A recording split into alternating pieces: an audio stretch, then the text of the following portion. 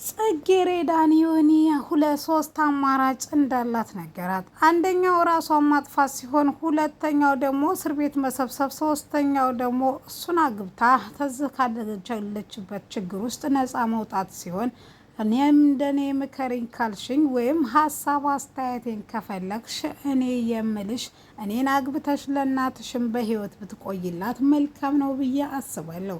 ይህን ወጣትነትሽን በእስር ቤት ከምታሳልፊ እኔን አግብተሽ እኔ በጣም የምወድሽና እማፈቅርሽ አንቺ ደግሞ በጊዜ ሂደት ታፈቅርኛለሽ በማለት ተናገራት።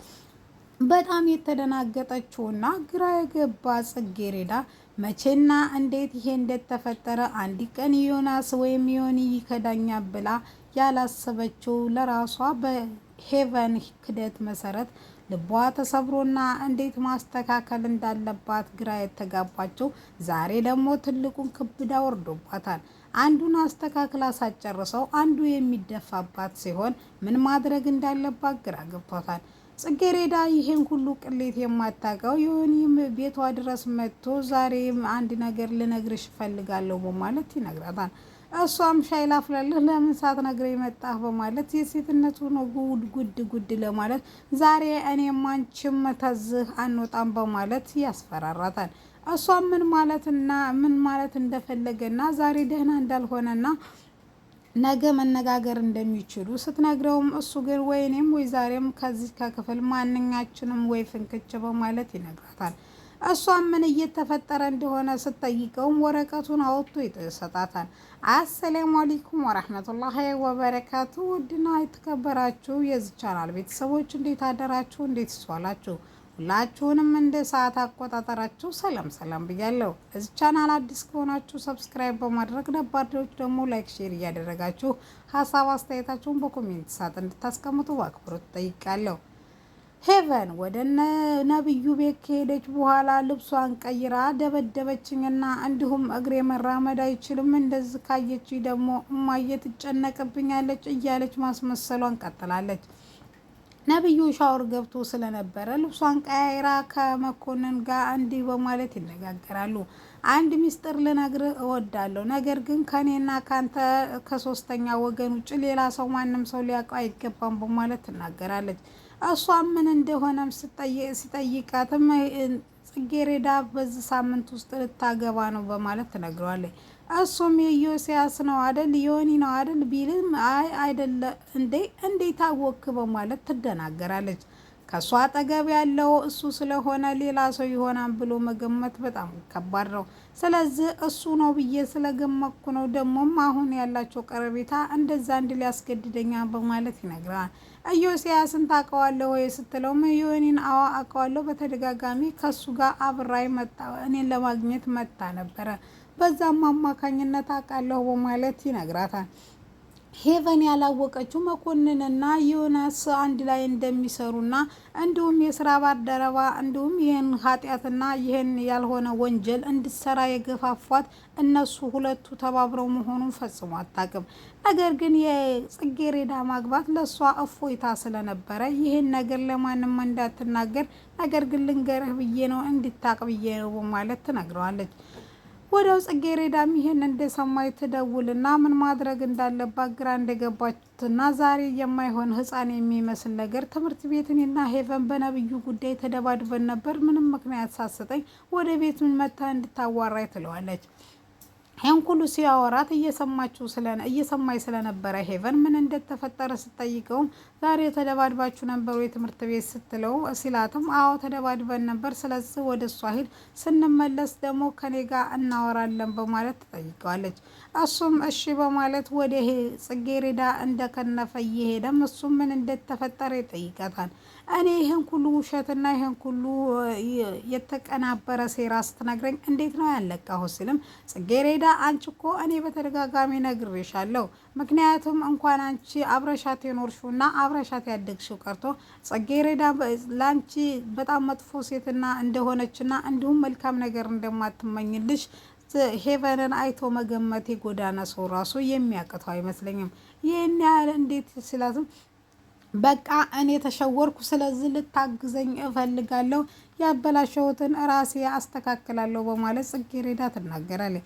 ጽጌረዳ እንግዲህ ይህን ብትልም ነገር ግን የሴራው አንዱ አካል ስለነበረ መኮንን ከሄቨን ጋር ያደረጉት ሴራ አብረው ስላደረጉት እሱም ተስፋ ቆርጣት እንግዲህ ወዳ ያላትን ህይወት ወይም ፊቷ ላይ ያለውን እድል መጠቀም እንጂ ፈጽሞ ወደ ነብዩ መጠጋት እንደማትችል ተናግሯለች። ነብዩ እንግዲህ ምንም ያክል እንኳን ስለ ጽጌረዳ ማሰቡን ያላቆመው ሻወር ወስዶ ስትወጣ ሳሎን መነጋገር አለብን ሲልም ስልኩ በተደጋጋሚ ስትሞክርለት ቻርጀር ስለዘጋ ቻርጀር ላይ አድርጎ ምን ተፈጠረ በማለት ይጠይቃታል። እሷም ተንግዲህ ወዳ ያችን ገንዘብ ወዳጅ እንድታስብ አልፈልግም በማለት ትነግረዋለች። እንዴት ይሄን ታያለሽ ስላትም ምክንያቱም ጽጌረዳ በዚህ ሳምንት ውስጥ ልታገባ ነው ይሄን የነገርኩ ምናልባትም ርዝራዥ ነገር ፍቅር ካለ ከልብህ አውጥተሃት እዛ አጠገብህ ያለችውን እንድታይ እንጂ ሌላ አይደለም በማለት ትናገራለች። ጽጌረዳ ይሄን እንዴት አደርጋለች አንድ ቀን እንደዚህ ታስመስላለች ብዬ አስቤ አላውቅም። ምክንያቱም አስመሳይ ሰዎችን እኔ ገና ይቼ የማቅና የምለይ ሰው ነበርኩ በማለት ይናገራል። ነገር ግን ለዛሬው ስላልተሳካለ በማለት እንግዲህ ወዳ ከሄቨን ጋር መቀጠል እንጂ ፈጽሞ ያችን አስመሳይ ሰው እንዳያስባት አድርጋ የሴራዋ አንዱ አካል አድርጋ ትናገራለች። ምንም ያልቀባውና ያላወቀው ነብዩ በድጋሜ በሄቨን ሴራና ተንኮል ተሸውዶ እሺ ይቺ ውሻ ድጋሜ በመንገዴ ላይ ጭራሽ ልታገባ ነው በማለት ይናደድባታል። በጣም ስለተበሳጨ አወራሻለሁ ቢላትም ነገር ግን መረጋጋት አለብኝ 1-2 ሰዓት ስጪ ብሏት ሊያስብበት ክፍሉ የገባው ቢሆንም ነገር ግን እወድሃለሁ ስላለችው በቅስፈት እንዴት እወድሃለሁ ብላ ልታገባ ትችላለች በማለት ወደ ጽጌረዳ ሰፈር ሲሄድም ጽጌረዳ ፎቶ መንገድ ላይ በከባድ ወንጀልነት እንደምትፈለግና ስልክ ቁጥር ሳይቀር ተቀምጦ የታየ ወረቀት ይይዛል።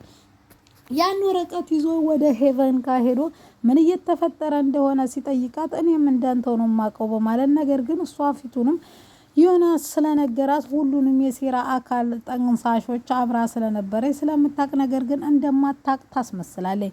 ሌላ ሰራተኛዋ ምንም ነገር ልትግባባ ያልቻለችው ከሄቨን ጋር አንዴ አንገትሽን ስበሪ አንዴ ጉልበትሽን ስበሪ እያለች ያቃቅር ነገር ታወጣባታለች። ነገር ግን ይችን ልጅ ልታገዛት አልችልም እትዬ በይኝ እንትና በይኝ እያለች እቴቴ በይኝ እያለች ታስቸግራታለች። ይቺ ውሻ አናቷን ብየዙ ገላግሊያ ከዚሁ ወደ ሀገር ይሄዳለሁ በማለት ለመኮንን ትነግረዋለች። መኮንንም ከምናገኘው ገንዘብና ጥቅም የተነሳ ይሄ ምንም ማለት አይደለም፣ ስለዚህ ከዚህ ባሰ ራሱ ቢደርስብሽ መታገዝ ማሳለፍ እንዳለባት እውነቱን ነግሯት ስልኩን ይዘጋባታል። ይሄ ሁሉ ያየችው ዛሬ አቶ መስፍን ስለቀጠሯት ፍቅርታን ወደ ፍቅርታ ለመሄድ ስትል ለጽጌረዳ እናት ወይም ለዘርፌ እንዲህ በማለት ትናገራለች። አቶ መስፍን ቀጥረውኝ ወደ እነሱ ቤት ሊሄድ ነው ስትልም ለምን ትሄጃለች ስትላትም ምክንያቱም ሚስጥሩን ደግሞ እኔ እንደማቅ ይጠረጥራል።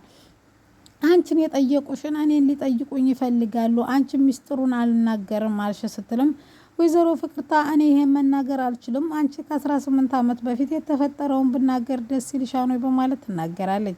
አይ እሱማን እንዴት ይሆናል ስልም ይሄን ነገር ላስብበት ይገባል፣ ምክንያቱም አቶ መስፍን አንድኛችንን አንድ ነገር ቢያደርጉት የሚሆነው ምስክር እኔ ብቻ ነኝ በማለት ወይም እሳቸውን ለማስያዝ እኔ ብቻ ነኝ የምጠቅምሽ በማለት ትነግራታለች።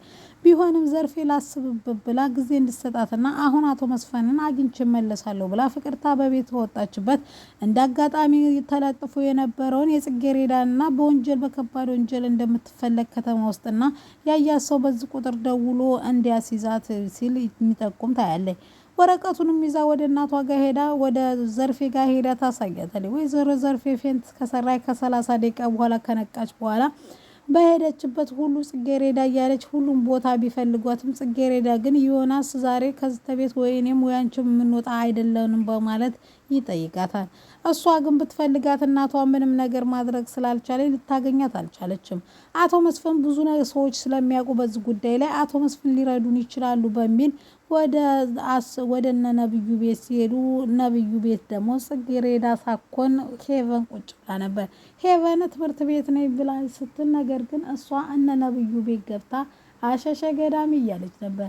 ነብዩ ምንም ያተዋጠለትና ምን አይነት ወንጀል ብትሰራ ነው እንደዚህ የምትፈለገው ሲልም ነገር ግን ይሄ ገንዘብ ወዳጅነቷ ይሄን ያደርጋታል፣ ከዚህ በላይ የሚያደርስባታል። እኔ ለገንዘብ ስትስገበገብ ነው ይሄን የሆነችው ወይም እዚህ ሁሉ አደጋ ውስጥ የገባችው በማለት ለነብዩ ትነግረዋለች። ነገር ግን ሁሉም ነገር እንዳሰበው ሳይሆን በሁለቱም በኩል ሴራና ተንኮለኛ ሰው ስላለ ነብዩና ጽጌሬዳ እየተፈተኑ ይገኛሉ። ውድና የተከበራችሁ